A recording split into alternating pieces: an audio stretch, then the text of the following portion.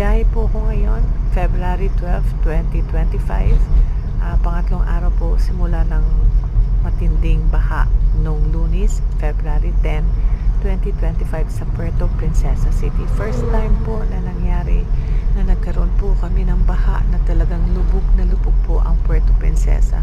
Nakakalungkot po kasi hindi natin po na paghandaan yung mga ganitong mga sakuna dahil po sa kapabayaan din po siguro ng hindi paglagay ng mga kanal at isa pa po rin ang pwedeng maging cause is yung quarrying at ang mga pagputo ng mga kahoy.